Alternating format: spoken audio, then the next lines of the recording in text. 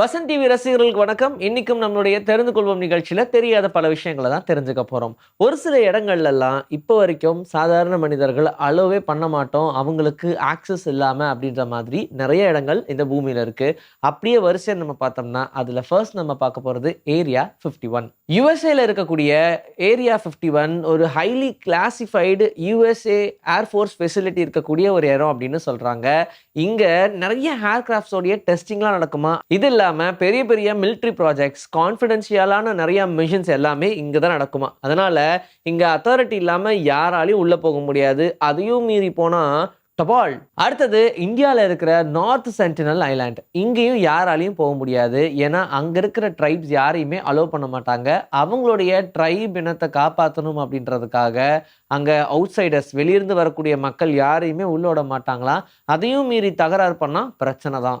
அடுத்தது சர்ச்சி ஐலாண்ட். இது ஐஸ்லாண்டில் இருக்கு.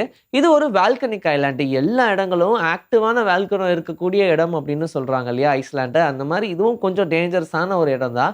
இங்கே போகணும்னா சயின்டிஸ்டுக்கே லிமிட்டட் அளவு மட்டும்தான் இருக்குது, அவங்களுக்கே லிமிட்டட் ஆக்சஸ் மட்டும்தான் இருக்குது. அது ஒருவேளை இந்த நேச்சரை பற்றினா படிக்கணும் அப்படின்னு நினச்சாங்கன்னா லிமிட்டட் ஆக்சஸில் மேபி போய் படிச்சுட்டு ஓடியாந்துடலாமே தவிர்த்து அது ஒன்றும் விசிட்டிங் பிளேஸோ இல்லை டூரிஸ்ட் டெஸ்டினேஷனோ கிடையாது. அடுத்தது பிரேசில்ல இருக்கக்கூடிய ஸ்னேக் ஐலாண்ட். என்னப்பா பேரே ஸ்னேக் ஐலாண்ட் இருக்கே, என்ன இருக்கும் அப்படின்னு கேட்டா அங்க ஃபுல்லா பாம்புகள் மட்டும்தான் இருக்கும். பாம்புகள் நிறைஞ்சிருக்கக்கூடிய இடம். ஆயிரக்கணக்கான ரொம்ப டெட்லியஸ்ட் ஸ்னேக்ஸ் எல்லாம் அங்க இருக்கு அப்படின்னு சொல்றாங்க. இது வரைக்கும் நம்ம வெளியே பார்த்துருக்கக்கூடிய பாம்பெல்லாம் தானே ரொம்ப டேஞ்சர் அப்படின்னு பார்த்துருப்போம். ஆனா இந்த ஸ்னேக் ஐலாண்ட்ல இருக்கக்கூடிய பாம்புகள் அதை விட டேஞ்சர் அப்படின்ற மாதிரி சொல்றாங்க. இன்னும் இங்க என்னெல்லாம் இருக்கு அப்படின்னு யாருக்கும் தெரியாது. ஒரு 5 பேர் 6 பேர் கிட்ட போயிருக்காங்க, ஆனால் போனவங்களும் திரும்ப வந்ததில்லை அப்படின்ற மாதிரிலாம் கதை சொல்கிறாங்க. அவ்வளோ டெட்லியஸ்ட் ஒரு ஐலாண்டு இது அப்படின்னு சொல்லலாம். இருக்கிறதுலையே ரொம்ப கஷ்டமாக க்யூர் பண்ணவே முடியாத மாதிரியான விஷயங்கள்லாம் இப்போ நம்ம பார்த்தாச்சு. பட் இதை விட பல மடங்கான விஷம் நுழைஞ்சிருக்கக்கூடிய பாம்புகள்லாம் இந்த ஸ்னேக் ஐலாண்டில் இருக்குன்னு சொல்கிறாங்க. அடுத்தது சைனாவில் இருக்கக்கூடிய குவின்ஷி ஹுகான்ஸ் அப்படின்னு சொல்லுவாங்க. இந்த இடத்துல இப்போ வரைக்கும் யாரையுமே அலோவ் பண்ணுறதில்ல. ஈவன் ஆர்கியாலஜிஸ்டே போகணும்னு நினைச்சாலும் இது கம்ப்ளீட்டாக பேன் பண்ண ஒரு ஏரியா. ஏன்னா அங்கே இருக்கக்கூடிய ரிவரில் இன்னுமே லிக்விட் மெர்க்குரி ஓடிக்கிட்டு இருக்கு அப்படின்னு தான் சொல்றாங்க. அதனால அது நிஜமாவே ஹியூமன்ஸ்க்கு ரொம்ப டேஞ்சர். அண்ட் அங்க நிறைய ஸ்டாச்சுஸ் நம்ம ஹியூமன் ஸ்டாச்சுஸாவே பார்க்க முடியும். ஈவன் அது பார்க்கறதுக்கு ரொம்ப தத்ரூபமா ஒரு மனிதன் சிலையானா எப்படி இருக்குமோ அப்படியே தான் இருக்கும்.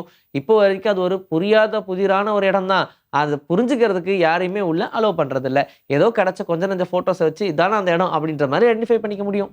அடுத்தது மெக்சிகோவில் இருக்கிற ஐலாண்ட் ஆஃப் டால்ஸ்.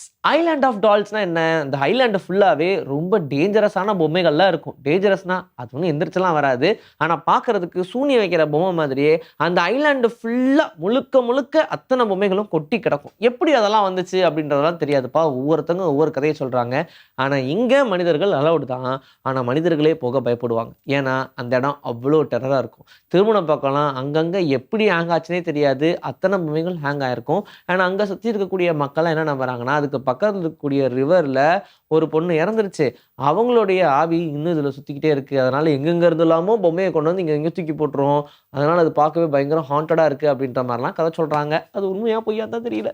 அடுத்ததான் அமேசான் காடுகளில் மட்டுமே கிடைக்கக்கூடிய அரிய வகை மூலிகை அப்படின்னு சொல்லுவாங்கள்ல, அங்கே மட்டுமே பார்க்கக்கூடிய அரிய வகையான ஒரு ரிவரும் இருக்குது. அதுதான் தி பாய்லிங் ரிவர் அப்படின்னு சொல்லுவாங்க.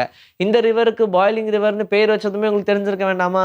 அங்கே இருக்கிற தண்ணி கொதிச்சுக்கிட்டே இருக்கும். இது எப்படி நடக்குது அப்படின்னு இப்போ வரைக்கும் ஒரு புரியாத புதிர் தான். சரி, அதிலெல்லாம் காலை வச்சு விளையாடுவோம் அப்படின்லாம் விளையாடக்கூடாது. ஏன்னா ஃப்ராக் உள்ள விழுந்தாலே அது வெந்து போயிடும். அந்த அளவுக்கு வேகமாக வேக ஆரம்பிக்கும், கொதிக்க ஆரம்பிக்கும்.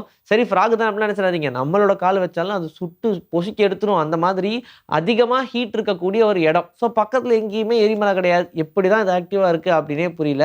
இந்த மாதிரி புரியாத புதிர் இருக்கக்கூடிய ஒரு இடம் தான். இங்கே மேபி நீங்கள் போனாலும் தூரத்துலேருந்து அது கொதிக்கிறத பார்த்து ஓடி வந்துடணும், பக்கத்துலலாம் போகக்கூடாது.